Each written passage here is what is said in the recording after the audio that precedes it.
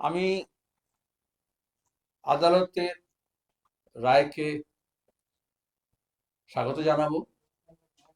আসলে মমতা ব্যানার্জির নেতৃত্বে তৃণমূল সরকার কোনো আর্থিক নিয়ম কানুনও মানেন না এবং আইনের ধার ধারেন না। তার সঙ্গে আদালতের যে রায় তাকেও প্রয়োগ করেন, একাধিক রায় ক্ষেত্রে দেখা গেছে। বরঞ্চ অনেক ক্ষেত্রে দেখা যায় আদালত সমালোচনা করে, গালে থাপ্পড় মারে, ডেকে পাঠায় সর্বোচ্চ অফিসারদেরকে, কিন্তু যেটা ইমপ্লিমেন্ট করার কথা সেটা করে না। ডিএ মামলায় আমরা দেখলাম হাইকোর্টের রায় ছিল বকেয়া ডিএ শোধ করা, বকেয়া এবং শোধ করা। সবসময় বলেন আর্থিকভাবে দুর্বল, একদিকে বলছেন ব্যাপক উন্নয়ন হচ্ছে, ব্যাপক আয় হচ্ছে, ব্যাপক ব্যয় হচ্ছে, কিন্তু দেখা যায় সবসময় এই কান্না করেন যে মরা কান্না, যে টাকা নেই, টাকা দেবো কোত্থেকে। এই জন্য নিয়োগ হচ্ছে না নতুন, শিক্ষায় বলুন, স্বাস্থ্যে বলুন, সরকারি দপ্তরে বলুন, পুলিশে বলুন। আর ডিএর জন্য কত আন্দোলন হয়েছে, সরকারি কর্মচারীরা করেছেন। এমনকি যে পুলিশ কর্মীদের দিয়ে উনি ব্যবহার করেন আন্দোলন থামানোর জন্য, সে পুলিশেরও ডিএ বাকি। কিন্তু ফিলোসফিক্যালি তিনি সবসময় বলে এসছেন এটা বাকি নয়, ডিএটা অধিকার নয়। আর যারা আন্দোলন সংগ্রাম করেন, যারা ডিএ যাদের পাওনা, তারা সবসময় বলেন এবং আদালতও সেটা বলেছে এটা হচ্ছে পাওনা, এটা তাদের অধিকার। তাহলে ফিলোসফিক্যালি মমতা ব্যানার্জি কর্মচারীদের, শিক্ষকদের, পুলিশ কর্মীদের এই অধিকারকে স্বীকার করেন, যার জন্য আদালত জানানোর পরেও, রায় দেওয়ার পরেও তিনি নিয়োগ করেননি। আজকে যখন বলেছে একজন সময় বেঁধে দিয়ে, মনিটরিং কমিটি করে দিয়ে যে 25% শোধ করতে হবে, মে মাসের তারিখ দিয়ে দেওয়া হয়েছে, এবং তারপরে বাকিটা কিভাবে হবে সেটা সিএজির প্রতিনিধি সহ দেওয়া হয়েছে যে 4 জনকে মনিটর করার জন্য। এটা কেন হচ্ছে? কারণ সরকারি অফিসার, চিফ সেক্রেটারি থেকে শুরু করে ফাইন্যান্স সেক্রেটারি, তারা এই কাজটায় যে আইনকে প্রয়োগ করার জন্য যে কাজটা করার কথা, সরকারকে পরামর্শ দেওয়ার কথা করতে পারেননি, যে মনিটরিং করার কথা করতে পারেননি। এটা অ্যাডমিনিস্ট্রেটিভ ফেইলিওর। শুধু ফাইন্যান্সিয়াল দায়িত্ব নেননি তা নয়, এবং সবটা কোর্টকে কেন বলে দিতে হবে, এবং কোর্ট বলার পরেও কেন হবে না। এটা আমি, যারা আন্দোলন সংগ্রাম করেছেন, সরকারি কর্মচারী নেতৃত্ব, যে কর্মীরা, তার জন্য অনেককে বদলি করা হয়েছে, অনেককে মিথ্যা মামলা দেওয়া হয়েছে, অনেককে সাসপেন্ড করা হয়েছে। আর কথা নেই বার্তা নেই, একেবারে বিজনবাড়ি থেকে আরম্ভ করে কুচবিহার যে কোনো জায়গায় যেখানে ট্রান্সফার করে দিয়েছেন। তাও লড়ে গেলে সুরাহা হয়, এটা তার প্রমাণ। 2, আজকে বিধানসভার অধিবেশনে রাজ্যপাল সরকারের নির্বাচনের জন্য তৃণমূলের যে লিফলেট সেটা পড়েছে। রাজ্যের যে সমস্যাগুলো সম্মুখীন আছি আমরা, সে ব্যাপারে কোনো উল্লেখ নেই। এই সময়ের মধ্যে আমরা দেখেছি শামশেরগঞ্জে দাঙ্গা, যেখানে পুলিশের গুলিতে খুন হয়েছে এজাজ আহমেদ, যেখানে তৃণমূলের গুন্ডা বাহিনীর দ্বারা খুন হয়েছে হরগোবিন্দ দাস, চন্দন দাস। সেই নিয়ে অনেক রাজনৈতিক ঘোলাঘুলি হয়েছে। বিজেপি আর তৃণমূল দুজনে বলেছে বাংলাদেশ থেকে এসছে, বহিরাগত এসছে, এখানে কেউ কিছু করেনি। অসংখ্য মানুষের নামে মিথ্যা মামলা হয়েছে, কিন্তু কোনো তদন্ত হয়নি। আমরা বলেছিলাম একটা জুডিশিয়াল এনকোয়ারি করতে, তাহলে জানা যাবে। রাজ্যপালের ভাষণে তার কোনো উল্লেখই নেই। বেলডাঙ্গায় পরিযায়ী শ্রমিকদের ব্যাপার নিয়ে এত হলো, সাংবাদিক মার খেলো, কিন্তু কোনো উল্লেখ নেই। প্রতিদিন পরিযায়ী শ্রমিকরা ভিন রাজ্যে গিয়ে, বিজেপি শাসিত রাজ্যগুলোতে গিয়ে আক্রান্ত হচ্ছে, খুন হচ্ছে রাজ্যের মানুষ। এখানে কাজ নেই, অন্য রাজ্যে যাচ্ছে, তাদের লাশ আসছে, মব লিঞ্চিং হচ্ছে, বিতাড়িত হচ্ছে, তাদের ঘর বাড়ি ভাঙা হচ্ছে, কিন্তু সেই ব্যাপারে কোনো উল্লেখ নেই। রাজ্যের কোনো সমস্যারই উল্লেখ নেই।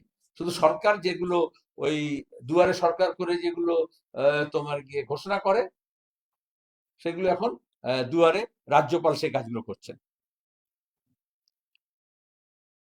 আসল সমস্যাগুলো থেকে নজর ঘুরিয়ে দেওয়ার চেষ্টা হচ্ছে। সেই প্রয়াসের মধ্যে জানেন গত কয়েক মাস ধরে পশ্চিমবঙ্গে এসআইআর কে কেন্দ্র করে আমরা এসআইআর ঘোষণার আগে থেকে আপনাদেরকে এখানে বলেছি, সিএ অফিসের সামনে আমরা জমায়েত করেছি, বিভিন্ন এলাকায় যাতে ভোটাধিকার রক্ষা করা যায় এবং নাগরিকতার প্রশ্ন তুলে যাতে বেনাগরিক না করে।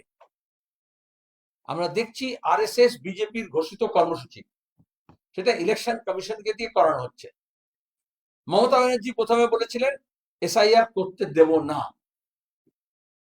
আর তারপরে এখন বলছেন যে নির্বাচনের পরে এসআইআর হলে অসুবিধা নেই।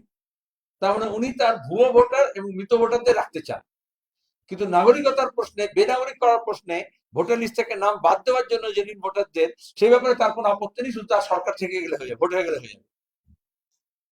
আমরা ফিলোসফিক্যালি এসআইআর এর বিরুদ্ধে।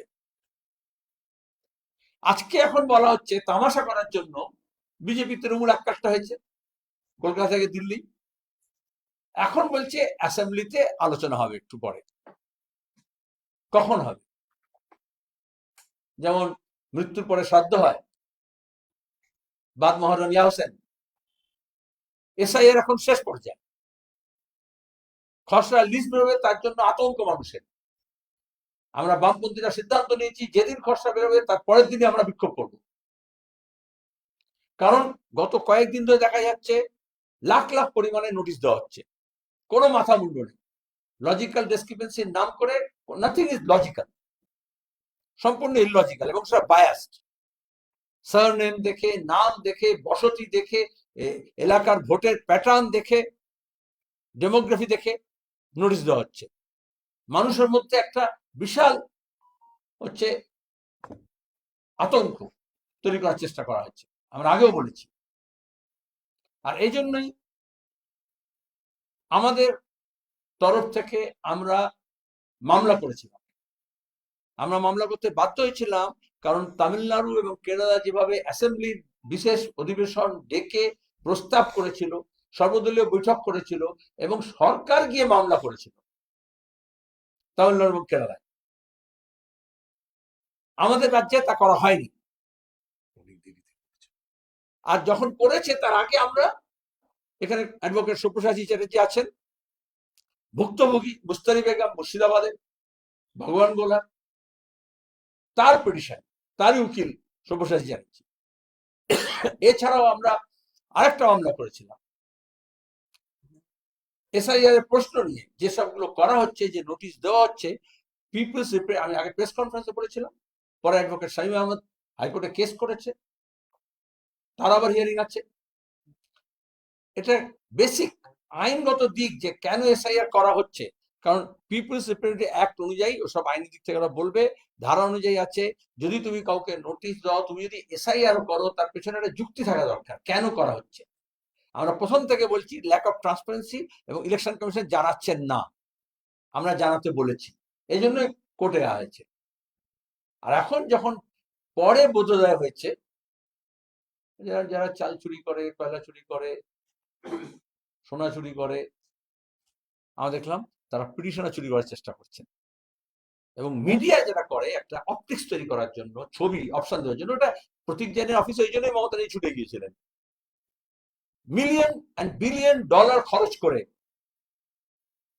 মিডিয়াকে দিয়ে এই বাইনারি তৈরি করা, এবং মমতা লড়ে যাচ্ছে তার একটা ফেক ইমেজ তৈরি করা, ফেক ডিগ্রির মতো। কি লড়লেন, কি বললেন, কি দাঁড়ালো, আপনাদের কাছে স্পষ্ট হবে। কমিশন বসেছে আইন দিক থেকে।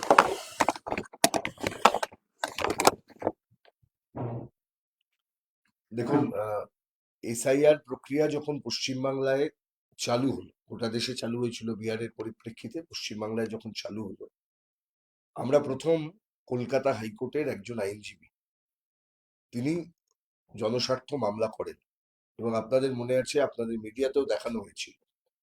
সেই জনস্বার্থ মামলায় আমরা প্রশ্ন তুলেছিলাম যে এই এসআইআর প্রক্রিয়ার এখতিয়ার কতটা। রিপ্রেজেন্টেশন অফ পিপলস অ্যাক্টের সেকশন 21(3) যদি আপনি দেখেন, এসআইআর মানে স্পেশাল রিভিশন করা যায়, তার নামটা স্পেশাল ইন্টেন্সিভ রিভিশন দিয়েছেন, করেছেন। কিন্তু যেটা বেআইনি, অসাংবিধানিক এবং আমাদের যে সাংবিধানিক কাঠামো তার পরিপন্থী কাজ নির্বাচন কমিশন করছেন, সেটা হচ্ছে এই, একদম আমি যদি পিন পয়েন্ট করি তাহলে দুটো। এক, এনুমারেশন ফর্ম যেটা ফিল আপ করে আপনাদের কাছ থেকে আমাদের কাছ থেকে ডেটা নেওয়া হয়েছে, এই এনুমারেশন ফর্ম তার কোনো নিয়ম বিধি আমাদের জনপ্রতিনিধিত্বমূলক আইনে নেই। দুই, যেটা করা হয়েছিল সেটা হচ্ছে ম্যান্ডেটারি লিঙ্কিং করতে হবে 2002 এর সঙ্গে। দেখুন, আমি রাজনৈতিক গতভাবে ওই 2002 এর পরবর্তী সময়টা খুব গুরুত্বপূর্ণ। তারপরে এই 2003-এর অ্যামেন্ডমেন্ট, ওই নাগরিকত্বের প্রশ্নে, অনুপ্রবেশের প্রশ্নে, এবং 2005 সালে আমাদের রাজ্যের মুখ্যমন্ত্রী বর্তমান, তিনি যখন ওই বলেছিলেন যে অনুপ্রবেশকারী পশ্চিমবাংলায় আছে, অনুপ্রবেশকারী ধরা, আমরা দেখেছিলাম এনআরসির কথা যখন আমাদের এখানে হয়নি 2015 সালে হাওড়া মিউনিসিপ্যাল কর্পোরেশন এলাকাতে, তখন তৃণমূল কংগ্রেসের মেয়র ইন কাউন্সিল চলছে, শাসন চলছে। এনপিআর এর কাজ করিয়েছিলেন তৎকালীন যিনি মেয়র ছিলেন, ডক্টর রতিন চক্রবর্তী, পরে তিনি বিজেপির নেতা হয়ে গেছেন। অর্থাৎ তথ্য সংগ্রহ করা, সরকার বিভিন্ন এজেন্সি দিয়ে ডেটা কালেকশন করা, এখানেও তাই ডেটা নেওয়া হচ্ছে। এবং এই লজিক্যাল ডিসক্রিপেন্সির মধ্যে এরকম কোনো কিছু থাকার কথা কি ছিল যে নন ইন্ডিয়ান সিটিজেন এই গ্রাউন্ডে কাউকে নির্বাচন কমিশন নোটিশ দেবেন? সেই নোটিশও পাওয়া যাচ্ছে। তা আমরা চ্যালেঞ্জ করেছিলাম এই মৌলিক জায়গাটাকে, যে এটা নির্বাচন কমিশনের এখতিয়ার আছে কিনা। আমরা যখন মামলা করেছিলাম, পশ্চিমবঙ্গের সরকার মামলা করেননি। কেন করেননি জানি না। বিহার এসআইআর এর সময় তৃণমূল কংগ্রেসের দুজন এমপি মামলা করেছিলেন, খুব ফোকাস করেছিলেন আপনারা সাংবাদিকরা, কারণ হয়তো এমপি ট্যাগ থাকলে, মুখ্যমন্ত্রী ট্যাগ থাকলে সেই মেয়েদেরকে, সেই মহিলাদেরকে, সেই মানুষকে আপনারা একটু আলো দিতে পছন্দ বেশি করেন। যদি কারুর নাম মোস্তারি বানু হয়, তিনি যদি একেবারে সীমান্তবর্তী লাগোয়া গ্রামের একজন সামান্য গৃহবধূ হন, তিনি যখন মানুষের যন্ত্রণার কথা তুলে ধরেন, আমাদের গণমাধ্যমগুলো সে কথার দিকে একটু আলো দেন না। এটা আমাদের দুঃখ। গণমাধ্যমের ভূমিকা আমরা বোধহয় এরকম আশা করি না। বাংলার মেয়ে মুস্তারি বানু তিনি মামলা করেছেন, বাংলার একজন গৃহবধূ মুস্তারি বানু তিনি মামলা করেছেন। সেই মামলা আপনারা দেখতে পাচ্ছেন। এই মামলাতে এটা লিড মামলা, লিড ম্যাটার। লিড ম্যাটার মানে প্রথম ম্যাটার। এমনটা নয় যে এই মামলাতেই একমাত্র আর্গুমেন্ট হচ্ছে, এখানে অনেক মামলা আছে। যেমন তৃণমূল কংগ্রেসেরই কিছু সাংসদ মামলা করেছেন, ডেরেক ওব্রায়েন, দোলা সেন, আরো একজন। এরা যে মামলা করেছেন সেই মামলাগুলো এর মধ্যে আছে, তলায় তলায় দেখবেন নম্বর আছে। এই মামলাটি এই যে টিম দেখছেন, এটা মোস্তারি বানুর আইনজীবী টিম। আমি জানি না কত আর্গুমেন্ট এই মামলা এখনো পর্যন্ত এগিয়েছে, কারণ 3-4 দিন যা শুনানি হয়েছে, সেই শুনানিতে আমরা রাজ্য সরকারের পক্ষ থেকে বিরাট কিছু বলতে শুনিনি। মুখ্যমন্ত্রী এখানে যত গর্জাচ্ছেন, মিছিল করছেন, সুপ্রিম কোর্টে দাঁড়িয়ে সব কটা শুনানির লাইভ স্ট্রিমিং অ্যাভেলেবেল আছে। রাজ্য সরকারের পক্ষ থেকে যারা দাঁড়িয়েছেন, তারা মানুষের কথা কবার সুপ্রিম কোর্টের কাছে তুলে ধরেছেন, এটা একটা প্রশ্ন। হ্যাঁ, এর সাংবিধানিক দিক, সেটার উপর আর্গুমেন্ট চলছে, এবং বিহার এসআইআর এর প্রশ্নে সুপ্রিম কোর্ট ইতিমধ্যেই আর্গুমেন্ট ক্লোজ করেছেন, জাজমেন্ট রিজার্ভ করেছেন। কালকেও আমাদের মহামান্য প্রধান বিচারপতি তিনি ইন্ডিকেট করেছেন বলবার সময়, যখন আমাদের মুখ্যমন্ত্রী ব্যক্তিগতভাবে একটি মামলা করে, ওই যে বললাম আপনারা একজন গৃহবধূকে সেই আলো দেবেন না, এটা আপনারা ডিসাইড করেছেন। এই বাংলার মেয়ে মানে আপনারা একজন মেয়ে যার সঙ্গে মুখ্যমন্ত্রী ট্যাগ থাকবে, যার সঙ্গে এমপি ট্যাগ থাকবে, তাদেরকে দেবেন। বাংলার কোনো সাধারণ মেয়েদের জন্য মিডিয়ার 1 মিনিটেরও সময় নেই বাবা। ঠিক সেই রকম উনি যখন গেছেন ব্যক্তিগতভাবে উনি একটি মামলা করেছেন, সেই মামলায় ইন পার্সন রাউল মুভ করেননি, উনি একজন আইনজীবী নিয়েছেন। কিন্তু আপনারা দেখলাম মিডিয়া বলছেন তিনি হচ্ছেন বিরাট অসামান্য। ঠিক আছে, কিন্তু মোস্তারু বানু তিনি যে প্রশ্নগুলো তুললেন, আজকে যারা এই এই এই তথ্যগুলোকে নিয়ে গিয়ে আমাদের সাধারণ মানুষকে নন সিটিজেন করার ভয় দেখাচ্ছে, বহু জায়গায় এটা অনেকে ভাবছেন বিজেপি, তথ্য আছে, প্রমাণ আছে, তৃণমূলের নেতারা বিভিন্ন জায়গায় তারা এই নন সিটিজেন করার জন্য কমপ্লেন দিয়ে দিচ্ছেন, এবং নির্দিষ্ট ধর্ম বেছে, নির্দিষ্ট মানুষ বেছে, তাদেরকে টার্গেট করে একটা আতঙ্ক সৃষ্টি করার চেষ্টা করা হচ্ছে গ্রামগুলোতে। কোথাও কোথাও এরকম তালিকা ঝুলিয়ে দিয়ে আসা হচ্ছে। তালিকা দেওয়ার কোথায় প্রভিশন আছে? নোটিশ ছাড়া কিছু করতে পারে নির্বাচন কমিশন? কয়েকটি গ্রামে এরকম তালিকা ঝুলিয়ে এসছে নন সিটিজেন। ইন পার্সন নোটিশ দিতে হয়। তাহলে এই যে পরিস্থিতিটা তৈরি হয়ে যাচ্ছে, আমরা এই মামলাটি করেই কথা বলবার চেষ্টা করেছিলাম। আমরা আপনাদের কাছে এটা বলবার, এই মামলার ভিত্তি কি? ভিত্তি হচ্ছে এটাই, আচ্ছা আপনারা জানেন আপনার বিএলওদের তালিকা কোথাও অ্যাভেলেবেল আছে? যে কারা কারা বিএলও, কারা আপনার বিচার করবেন, এই যে বারবার কথা হচ্ছে লজিক্যাল ডিসক্রিপেন্সি কি? আচ্ছা রিলেটিভ, আপনাদের রিলেটিভের নাম চেয়েছিল এনুমারেশন ফর্ম ফিল আপ করার সময়, রিলেটিভ ডিফাইন করা ছিল কে রিলেটিভ, কাকে রিলেটিভ বলা হবে।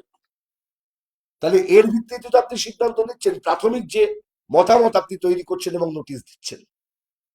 এই বিপদ নিয়ে কিন্তু বাংলার গণমাধ্যম মানুষকে আতঙ্কিত করার জন্য আপনারা ভূমিকা পালন করেছিলেন। কারুর অপটিক্স তৈরি করার মাধ্যমে, কারুর বেসিক পার্সোনাল ইমেজ বিল্ডিং করার জন্য আপনারা নিয়োজিত ছিলেন। কিন্তু সাধারণ বাংলার কণ্ঠ, একজন সাধারণ মহিলা মোস্তারিবা আপনারা দেখতে পাবেন। আসলে যে পিটিশনার এর ক্লায়েন্ট বাংলার আসল মেয়ে, পরিযায়ী শ্রমিক নেতার স্ত্রী ভগবান গোলা মুর্শিদাবাদ সুপ্রিম কোর্টে পিটিশন দাখিল করে। সাউন্ড দাও। তার তো পয়সা নেই, সরকারি পয়সা দিয়ে গিয়ে সুপ্রিম কোর্টে পৌঁছবে।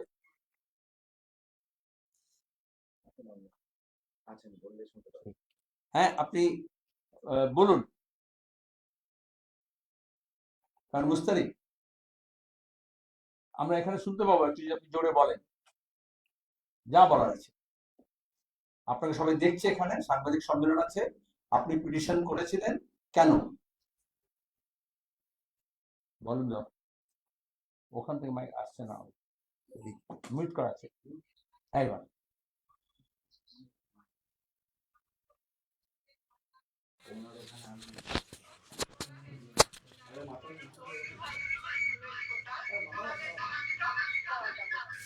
কিন্তু 2002 সালে তাদেরকে হয়রানি আর হেনস্থা হচ্ছে। এই ভেবে আমি ভাবলাম যে এটার বিরুদ্ধে কিছু করার দরকার। তাই আমি একটা পার্টির এবং হচ্ছে ইউনিয়নের মানে সব্যসাচীদার আর কিরণের সহযোগিতায় আমি একটা মানে কমিশনের বিরুদ্ধে করি, কেস করি। কিরণ এখানে আছে। সেই হেয়ারিংটা এইভাবে শুরু হয়।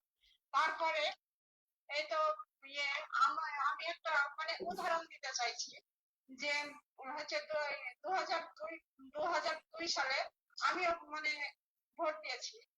তার সত্ত্বেও আমার হচ্ছে এসেছে মানে আমার হচ্ছে নোটিশ এসছে যে হচ্ছে আমার বাবা মায়ের বয়সের থেকে 15 বছর ডিস্টেন্স, কিন্তু অথচ আমার বাবার থেকে আমি 27 বছর এবং মায়ের থেকে 22 বছরের মানে আমার ডিস্টেন্স। এটা ভুলভাল। এটা কি হচ্ছে দেশে? এই বিজেপি আর হচ্ছে এই তৃণমূল দুজনে একটা কঠোর কেস করতে চাইছে আর মানুষকে হয়রানি স্বীকার করছে। এই যে সংখ্যালঘুদেরকে এদের বেশি হেনস্থা হতে হচ্ছে। এর বিরুদ্ধে আমি এর বিরুদ্ধে একটা করি। আর এই যে যারা পরিযায়ী শ্রমিক, যারা পরিযায়ী শ্রমিক, হাজার পরিযায়ী শ্রমিক আমাদের এই মুর্শিদাবাদ এবং মালদা বিশেষ করে এই বিদেশে যাচ্ছে। বিদেশে যে আজকে পৌঁছেছে না, আবার বলছে আমাদের নোটিশ এসছে, আবার তাদেরকে হয়রানি আসতেছে, কেউ মারা যাচ্ছে এর ফলে, কেউ আবার হয়রানির শিকার হয়ে যাচ্ছে, ভয় আতঙ্কে তারা ক্ষতিগ্রস্ত হচ্ছে, অনেক ক্ষতিগ্রস্ত হচ্ছে। এটার বিরুদ্ধে আমি এর বিরুদ্ধে অনেক মানে ভাবার পরে আমি এই কেসটা করি।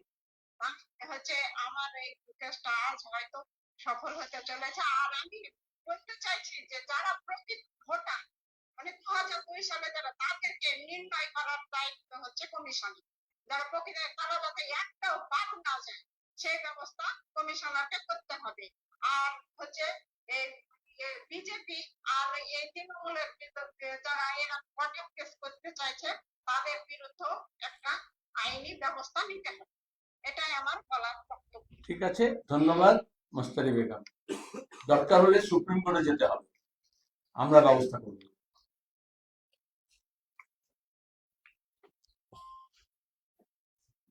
এরকম অনেক সময় হয়, আমরা সিনেমা দেখেছিলাম, একজনের বদলে আরেকজনকে হাজির করে দিয়ে ছবি তৈরি করা হয়। ঠিক আছে, এটা just যা বলার স্পষ্ট করে বলেছে।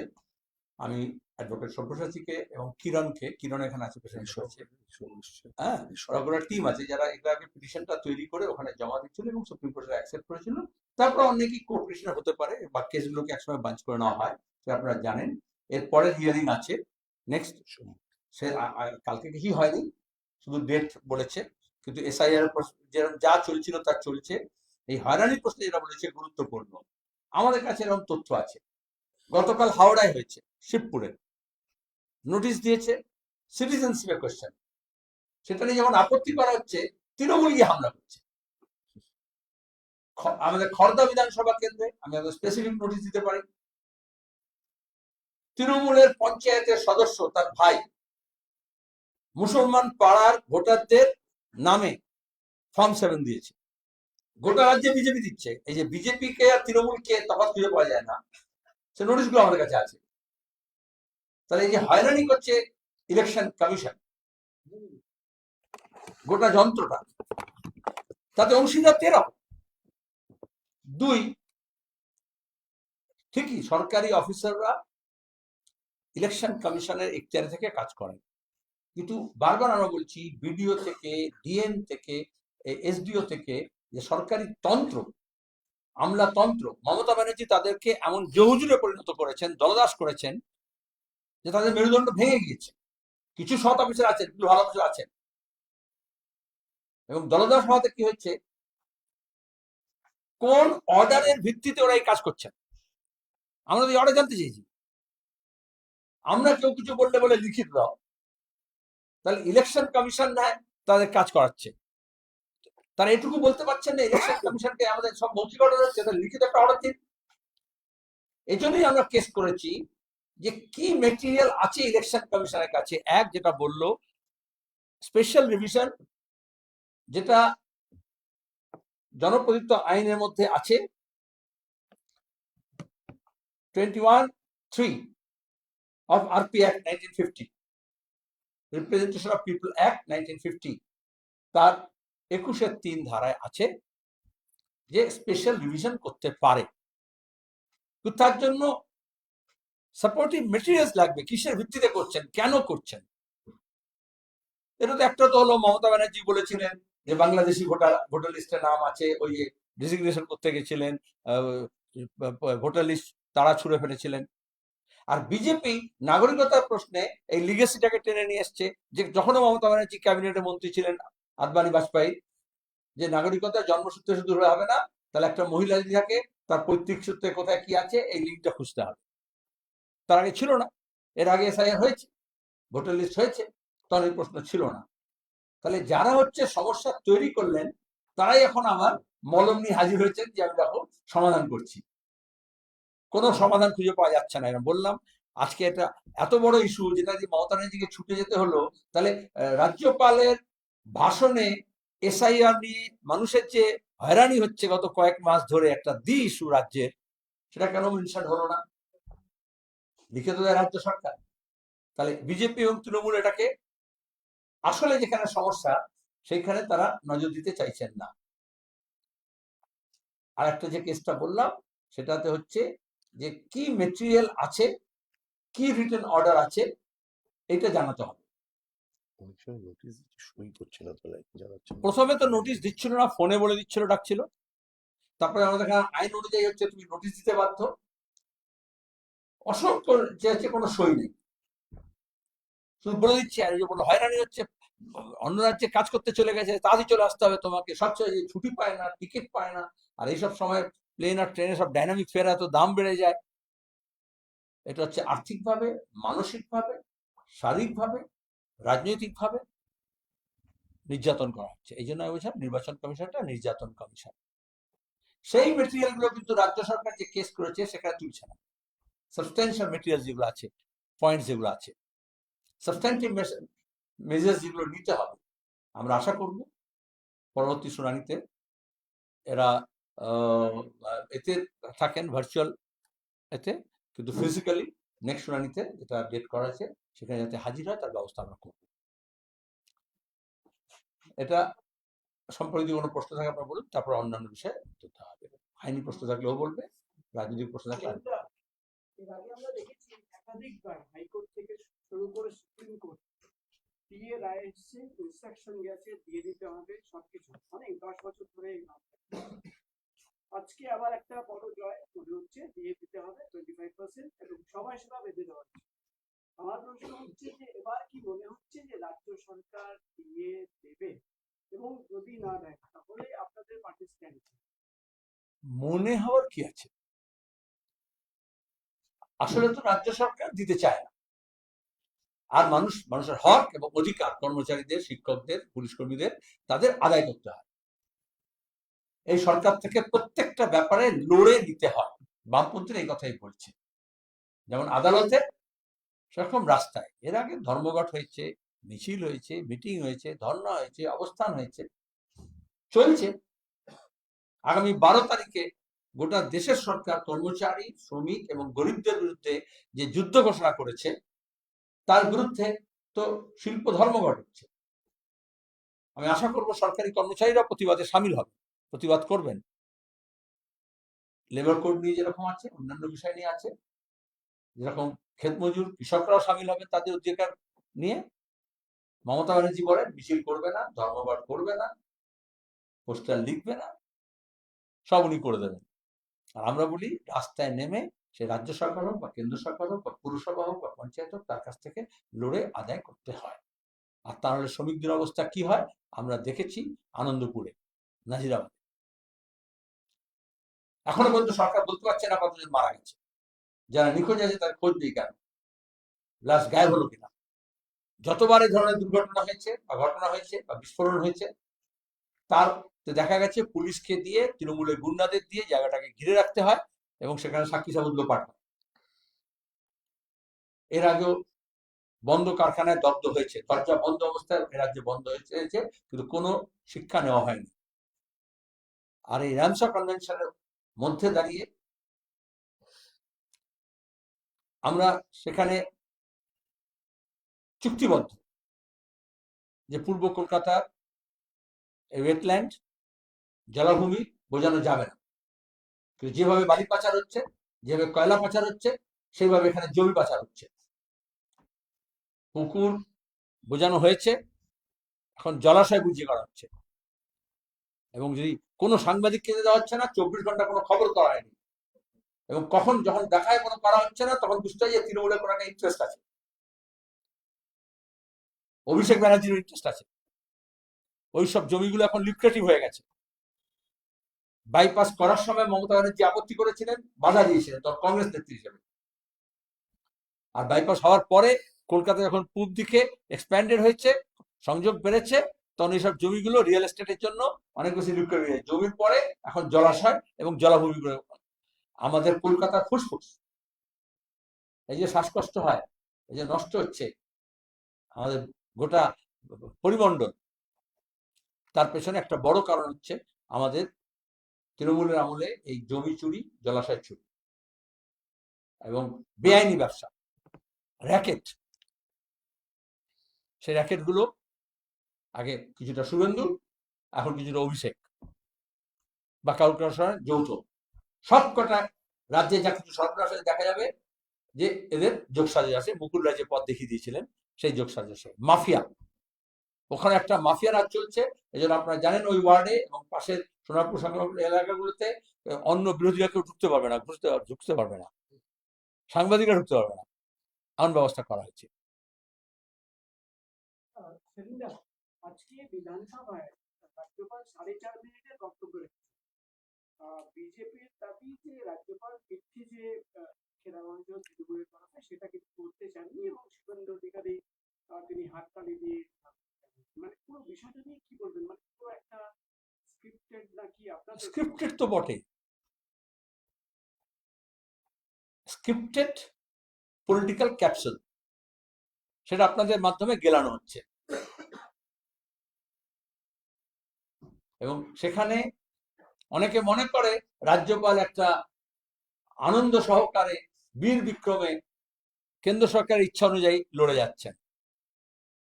কিন্তু আজকের রাতে বোঝা যাচ্ছে যে রাজ্য সরকারের লিখিত ভাষণ পড়ছেন আর শুভেন্দু তাকে হাততালি দিচ্ছেন বা পড়ার ভান করছেন, বা একটা রিল তৈরি হয়ে গেছে।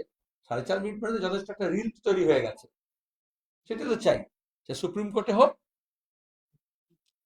বা পার্লামেন্টে হোক বা অ্যাসেম্বলিতে হোক। এই জন্য দেখবে আমাদের দেশে কোনো মিডিয়া, এই যে এফসেন ফাইল বেরোলো, যেখানে আমাদের ক্যাবিনেট মন্ত্রী, প্রধানমন্ত্রী সব যুক্ত, এত ফাইল যারা করতো, Bengal file, Kerala file, Kashmir file, এখন আর কোনো ফাইলের ব্যাপার নেই। ফাইল চুরি হচ্ছে, যেমন মমতা ব্যানার্জি করেছিলেন আগে, ওই নিউ টাউনের সব ফাইল দিয়ে দেখাতেন এরকম টেবিলের সামনে, আর এখন গিয়ে প্রতীক জেনের অফিস থেকে গিয়ে ফাইল চুরি করলেন। আর কি করে স্ক্রিপ্টেরা বোঝা যায় না। উনি গেলেন, নিলেন, চলে আসলেন, আর তারপরে ইডি গিয়ে কাঁদুনি গাইছে সুপ্রিম কোর্টে, কিন্তু ওখানে পেছনে কেউ তাড়াও করলো না, একটু বললো না যে আমার মালটা নিয়ে চলে যাচ্ছে। ওই ফাইলের মধ্যে এক্সটেল ফাইল নিয়ে চলে গেল। এটা হচ্ছে পলিটিক্যাল মাফিয়া, পরিষ্কার বলছি, পলিটিক্যাল মাফিয়া, গ্যাংস্টার। পশ্চিমবঙ্গের মানুষ কোন রাজনৈতিক দলের বিরুদ্ধে লড়ছে না, ইটস আ গ্যাং। আর সেই গ্যাং আর হচ্ছে সবচেয়ে প্রান্তিক মানুষ, দুর্বল মানুষ, পেছিয়ে পড়া মানুষ, বেকার ছেলে মেয়ে, কৃষক, শ্রমিক, ক্ষেতমজুর, পরিযায়ী শ্রমিক, মহিলা, তারা সব শিকার হচ্ছেন তারা। আর বিধানসভায় হাততালি হচ্ছে, খেমটা নাচ হতে পারে। এইভাবেই যখন ফাঁসির শক্তি বেড়ে ওঠে, তারা যেভাবে সংসদকে, আইনসভাকে দখল করে, তেমনি জুডিশিয়ারির প্রতি হাত বাড়ায়। এবং আমরা দেখেছি গত কয়েক দশক ধরে কিভাবে আমাদের জুডিশিয়ারি হাস্যস্কর জায়গায় গেছে। অভয়াকাণ্ডে আমরা দেখিনি, সুপ্রিম কোর্ট ইন্টারভেন করলো সুমোটো, কিন্তু তার মূল উদ্দেশ্য ছিল ফার্মাসিউটিক্যাল ইন্ডাস্ট্রিজ বিক্রি বাড়া কমে যাচ্ছে, হাসপাতালের স্ট্রাইকটাকে তুলে দিতে হবে। কেন্দ্র সরকার এবং রাজ্য সরকার এক লাইনে দাঁড়িয়ে গেল, বিজেপি তৃণমূল এক লাইনে দাঁড়িয়ে গেল। এবং যখন কেন্দ্র সরকার, রাজ্য সরকার এক লাইনে দাঁড়িয়ে যায়, সুপ্রিম কোর্ট তখন মনে হচ্ছে সবাই দেখছিল না, তোমরা রিপোর্ট করছিলে যে বিচার হচ্ছে, তারপরে কিন্তু অভয়াকাণ্ডের ন্যায় বিচার হলো না। যে হত্যা, যে ধর্ষণ, সেটা পেছনে চলে গেল, হাত ধুয়ে নিল সবাই, কারণ হচ্ছে আন্দোলনটাকে ভেঙে দেওয়া যাবে। এটি তো মুখ্য উদ্দেশ্য। নাহলে সুপ্রিম কোর্ট বলতে পারে যেখানে রেপিস্টদেরকে জেল দিয়ে ছাড়া হচ্ছে, প্যারোলে হোক, জামিনে হোক, মুক্ত হচ্ছে, অন্যায়কারীদের মালা পরিয়ে সম্বর্ধনা দেওয়া হচ্ছে, সে পশ্চিমবঙ্গে হোক, আর উত্তরপ্রদেশে হোক, আর গুজরাটে হোক, আর সেখানে ওমর খালিদ, স্টুডেন্ট অ্যাক্টিভিস্ট, একদল মিডিয়াকে ব্যবহার করে নাচানো হলো যে টুকরে টুকরে গ্যাং, আর তাকে বলছে এখন হবে না, 1 বছর পরে আসবেন। যেখানে সুপ্রিম কোর্টের আগে রায় আছে অনেক, এইভাবে বেল আটকানো যায় না। It's a travesty of justice. আমাদের আইনসভাকে রক্ষা করতে হবে, সংবিধানকে রক্ষা করতে হবে, সাংবিধানিক কাঠামোকে রক্ষা করতে হবে, সাংবিধানিক প্রতিষ্ঠানকে রক্ষা করতে হবে, জুডিশিয়ারিকে রক্ষা করতে হবে। এই সুযোগে বলে দিই, আগামী 7 তারিখে মুসলিম ইনস্টিটিউটে আমরা একটা কনভেনশন করছি, এই ট্রাভেস্টি অফ জাস্টিস। এসআইয়ের ব্যাপারে আমরা বলেছিলাম, এখন হাইকোর্ট এবং সুপ্রিম কোর্টের ব্যাপারে বলছি, কারণ injustice anyway is injustice everywhere. মাধ্যমিক চলাকালীন ষষ্ঠবিধি ভেঙে দমদমে মাইক বাজিয়ে পার্কের উদ্বোধনী অনুষ্ঠান, সেই অনুষ্ঠানে আবার প্রধান অতিথি শিক্ষামন্ত্রী ব্রাত্য বসু। ভৃত্য বসু, আর পুলিশও তার ভৃত্য হয়েছে।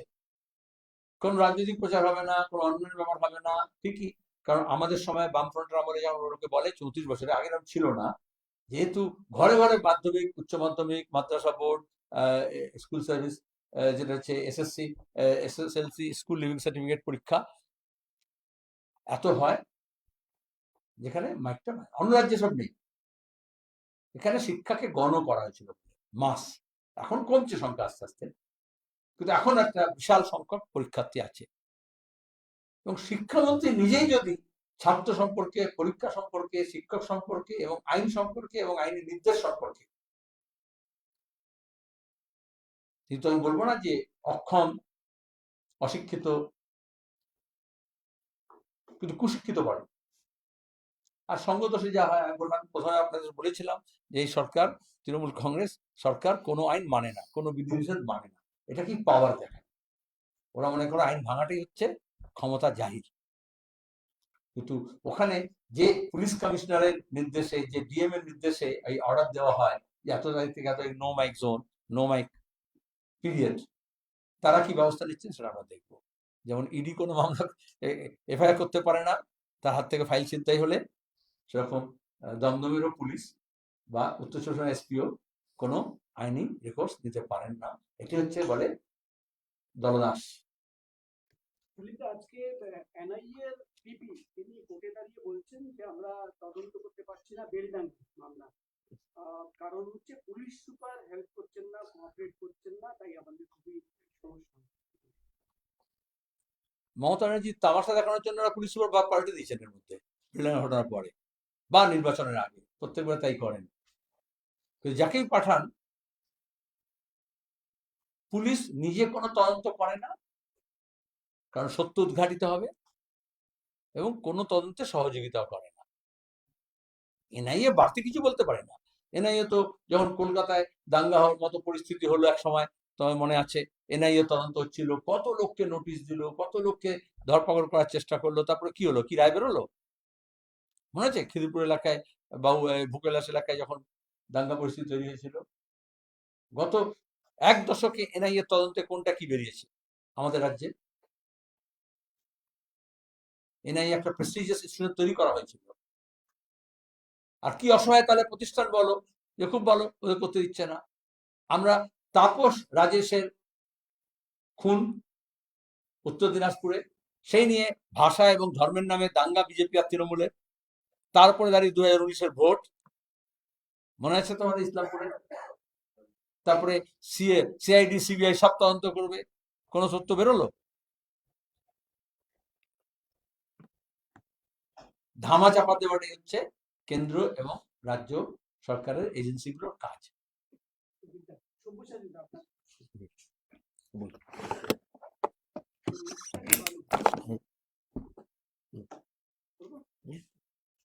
যে মামলার কথা আপনারা বললেন, প্রেজেন্ট স্ট্যাটাস মানে এখনকার স্ট্যাটাস। আগামী সোমবার দিন মামলার শুনানি আছে। গতকালও এই মামলার শুনানি ছিল। কালকে আপনারা দেখেছেন মামলায় এফেক্টিভলি কিছুই হয়নি। যেটুকু যা হবার, যেটা সময়টা আমরা আদালতের কাজের ক্ষেত্রে হয়তো ব্যবহার করা যেত, যেটা মহামান্য প্রধান বিচারপতিও বলেছিলেন, that madam such and such, you are represented by a very competent counsel mister Diwan. কথাটার গুরুত্ব তো আছে। এখন যদি কেউ মনে করেন পাবলিক ইন্টারেস্ট লিটিগেশন তাকে নিয়ে পলিটিক্যাল ইন্টারেস্ট লিটিগেশন পরিণত করে দেবেন, আর সেটাকে কেন্দ্র করে যেহেতু আমাদের দেশে এখন প্রেস কাউন্সিল নেই, খবরের কন্টেন্ট নিয়ে আপনি চ্যালেঞ্জ করতে পারেন না, আর আপনাদের মিডিয়া হাউসের একটা বড় অংশ সেটাকে নিয়ে সারাদিন ধরে এই বাজনা বাজিয়ে যাবেন যে কত মহান, কত মহান উনি, কোনো ভুল হতে পারেন না, উনি সবকিছু করতে পারেন। মুস্তারি বানুদের মতন বাংলার মেয়েরা তারা অন্ধকারে থেকে যায়, এবং তার জন্য গণমাধ্যমেরও যে দায় আছে। সেই কারণেই এই মামলার এই কথাগুলো আপনাদের সামনে বলতে হয়। এই মামলা নিয়ে তো আমরা বলিনি আগে, আমরা আমাদের কাজ করছি, এটা কোনো বিরাট কাজ আমরা করে দিইনি, এটা আমরা প্রত্যেক মুহূর্তে করে থাকি, এটা আমাদের সাধারণ কাজের মধ্যে পড়ে। যারা এই কাজগুলো করেন না, এই কাজগুলো করে তাদেরকে একটু হিরো হতে হয়। সুতরাং এটা ওই কারণে সোমবার থাকবে। আমরা আমাদের কথা বলবার চেষ্টা করবো, আমাদের মতন করে আমরা লড়বো, আমাদের সর্বশেষ যেটুকু ক্ষমতা আছে সেটা দিয়ে লড়বো। কিন্তু ওই যে বললাম আপনাদের, এখন ব্যানার্জি কে নিয়ে যত চিন্তা, মোস্তারি বানুকে নিয়ে আপনাদের সেই চিন্তা নেই। এটাই তো গদি মিডিয়া, দিদি মিডিয়া। এইভাবেই তো ব্রাহ্মণ্যবাদ দখল করে নেয় সবকিছুকে। দলিত, সংখ্যালঘু, গরিব মানুষ, খেটে খাওয়া মানুষ, তাদের লড়াইটা চলে যায় একদম নিচের দিকে চলে যায়, অন্ধকারে চলে যায়। আর যারা সুযোগ পায়, বেশি সুযোগ পায়, ওই এমপি, এমএলএ, মুখ্যমন্ত্রী ট্যাগ গুলো থাকলে, একটা অন্য ক্লাস হয়ে গেলে তারা আলো পায়। মানুষের জন্য ছেড়ে দিলাম, মানুষ ভাববেন কে আলো পাবেন, কে আলো পাবেন না। জয়িতা, এই এই মুহূর্তে দাঁড়িয়ে কংগ্রেসের সঙ্গে আপনাদের অবস্থান কোন জায়গায় দাঁড়িয়ে? গতকাল সম্পাদক মন্ডলের একটা বৈঠক হয়েছিল, এই মুহূর্তে কংগ্রেসের সঙ্গে আপনাদের অবস্থান কোন জায়গায় দাঁড়িয়ে?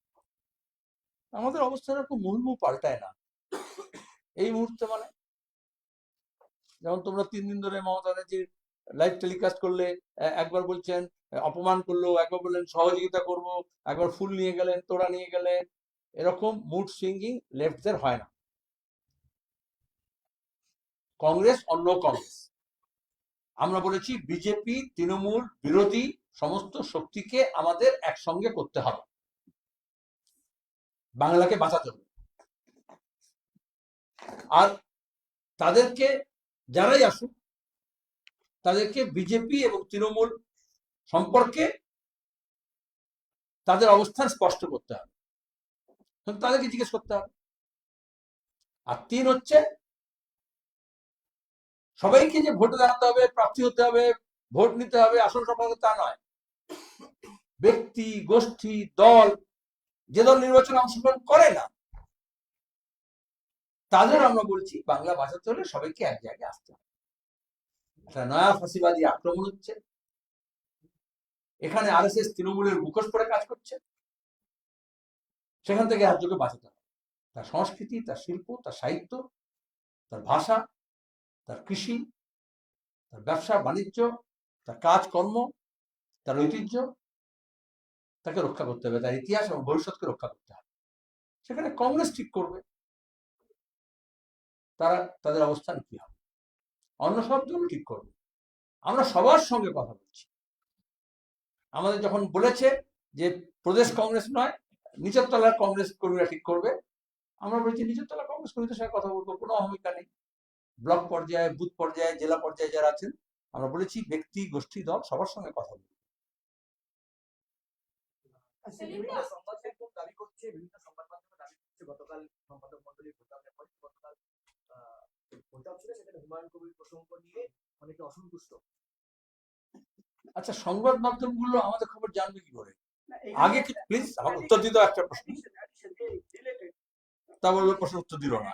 আচ্ছা, আপনি যেটা বললেন যে সবাইকে একটা প্ল্যাটফর্মে আনতে হবে, মানে যারা তৃণমূল বা বিজেপি, তো এই সবাইয়ের মধ্যে হুমায়ুন কবির বা তার দল আছে কিনা?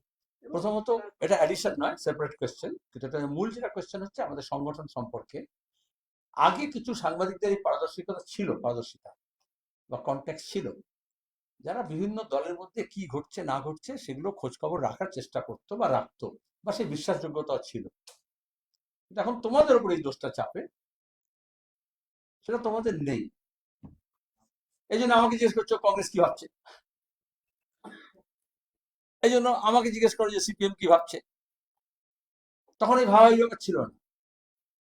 সবে বইমেলা শেষ হলো তো, বাংলার মিডিয়া যারা বলছে সংবাদ মাধ্যম এসব করছে, তারা খবর না ছেপে বা টেলিভিশনে খবর না পড়ে তারা ফিকশনের বই বার করতে পারতো, বইমেলা ভালো চলত। পরবর্তী বইমেলার জন্য প্রস্তুত হও। এখন থেকে এসব ফিকশন, গাল গল্প যারা লেখে, বেশিরভাগটা সাংবাদিক তো নয়, সাহিত্যিক বটে, তাদেরকে এঙ্গেজ করে এই কাজটা করা যায়। এক যেহেতু সিপিআইএম একটা বিধানসভা নির্বাচনের আগে সাংগঠনিক প্রস্তুতি, দায়িত্ব ভাগ বন্টন করছি, সেখানে আমরা কোনো ব্যক্তি নিয়ে আলোচনা করি না, কোনো ব্যক্তিগত বিষয় নিয়ে আলোচনা হয় না। যারা কমিউনিস্ট পার্টি জানে, সিপিআইএম জানে। কিন্তু যেহেতু গল্প লিখতে হবে, ধারা আছে, সেই ধারাকে বহন করতে হবে, সেজন্য যে সূত্রগুলো আছে, যদি মনে করে, অবশ্য বলে না, দলীয় সূত্রে জানা গেল, আলিমুদ্দিন সূত্রে জানা গেল, সম্পাদক মন্ডলীর সদস্য সূত্রে জানা গেল, কেন্দ্রীয় কমিটির সদস্য সূত্রে জানা গেল, সেগুলো ঠিক করতে হবে।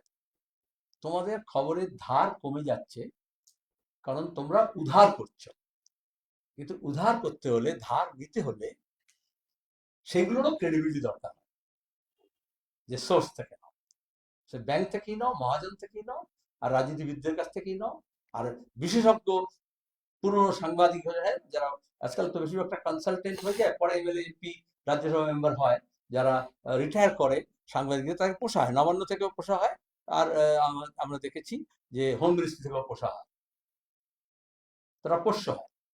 তারা বিভিন্ন ভাষ্য এবং ন্যারেটিভ তৈরি করে। এতক্ষণ মুস্তাফিজুর গল্প বললো এই জন্যে, কারণ মিডিয়াকে কিছু মুখরোচক খবর তৈরি করতে হয়, সেখানে কিছু চরিত্র আগে থেকে ঠিক করা আছে, সেই চরিত্রের বাইরে কোনো চরিত্র যদি উপস্থিত হয় তখন তোমাদের মধ্যে হিন্দি में বলতে হয় হরকম बच जाता है, আর বাংলায় বলবো তাহলে হৃদকম্প হয়ে যায়।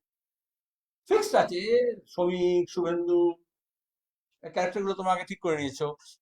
তারপরে হচ্ছে কি সুকান্ত, নামটা ভুলে যাই মাঝে মধ্যে, দিলীপ ঘোষ, মমতা, অভিষেক, এখন আবার পার্থ ফিরে এসছে। হ্যাঁ, ব্যাস এগুলো তোমাদের মধ্যে ঘোরা ফেলবে। এর বাইরে কোনো চরিত্র যদি স্ক্রিপ্টের বাইরে চলে আসে তখন তোমাদের স্টোরি লাইন হারিয়ে যায়। এই ঘটনা দেখা গেল স্টোরি লাইন হারিয়ে গেছে। কিন্তু আমার ভালো লেগেছে গত দুটো নির্বাচন, 19-এ, 21-এ এবং 24-এ, তিনটে নির্বাচন, জানুয়ারি মাস থেকে মিডিয়া থেকে সিপিএম উধাও, সোশ্যাল মিডিয়া থেকে উধাও। এটা পুরো এবিসিডি জার্নালিজমের আজকে আমাদের দেশে। এ হচ্ছে অ্যাভয়েড, একদম ছোড়া, হটপটের মধ্যে ছেড়ে দাও। বি হচ্ছে ব্ল্যাকআউট, যদি তাও আমরা জমায়েত করি, মিছিল করি, বাংলা ভাষা যাত্রা করি, আন্দোলন করি, লোকজন নেমে যাবে, হইচই হবে, তাহলে ব্ল্যাকআউট বি। আর তা নাহলে সি, কনকক্টেড, বাংলা বলবো কনকক্টেড, যেটা তোমরা করে থাকো আর কি, বানানো গল্প, যেটা আমি বললাম ফিকশন লিখতে হবে। শর্টটা এই জন্যই হয় যে আসলে ডি, এটা পরবর্তীকালে বললে তোমাদের এখন খারাপ লাগে, ওই ডিএ নয় যেটা মমতা দিতে চাইছে না, কারণ মিডিয়া একটা বাড়তি ডিয়ারনেস অ্যালায়েন্স পায় in the form of advertisement, in the form of gifts, এবং এটা মমতা ব্যানার্জি রাজনীতি করার এবং গোটা দেশে বিজেপিটা করার পরে এইভাবে মিডিয়া হাউস গুলো, তোমাদের না, সাংবাদিকদের পার্মানেন্ট চাকরি চলে গেছে,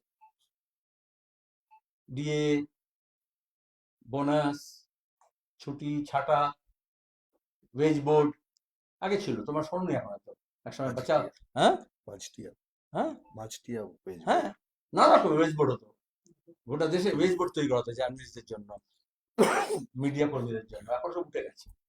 এই জন্য বামপন্থীরা লড়াই করছে।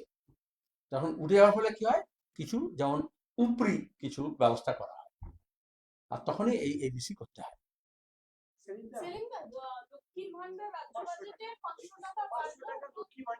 এই যে হচ্ছে যখন ফিক্স চলে এসছে, বাজেট নিয়ে আমি ভেবেছিলাম সন্ধ্যেবেলা আমি একটা সব গোটা বাজেটটা দেখে নিই তারপর বলবো। এ তো হনাই থা, একটা পুরনো গান ছিল না, पैसे लो जूते दो, हाँ अरे किस नवा हम आपके हैं कौन। তাহলে এই ভোটে বিহারও আমরা দেখেছি, মহারাষ্ট্র দেখেছি, পশ্চিমবঙ্গ দেখেছি, উন্নয়নের লবডঙ্কা, শিক্ষার অবস্থা খারাপ, স্বাস্থ্যের অবস্থা খারাপ, বেকারদের কাজ নেই, কলকারখানা হবে না, ব্রিজ ভেঙে পড়ছে, জলের ট্যাঙ্ক ভেঙে পড়ছে, গুজরাটি হোক আর কুচবিহারি হোক, কাটমানি আছে, লুট আছে। যে ভোট আসে বিয়ে বাড়িতে, যটাই যেন বললাম বিয়ে বাড়িতে এরকম হয়, হ্যাঁ, হবু শালীরা জুতো নিয়ে চলে যায় এবং তারপরে বলে তোমার গিয়ে জুতে লো पैसे दो, তাই তো, তারপর পার্মানেন্ট শালী হয়ে যায়। আর এরা এখন ভোটের সময় যা করে, ভোটের সময় पैसे लो, ভোট দো, তারপরে সম্পর্ক নির্ধারণ করে দেয় ভোটের পরে। ধন্যবাদ।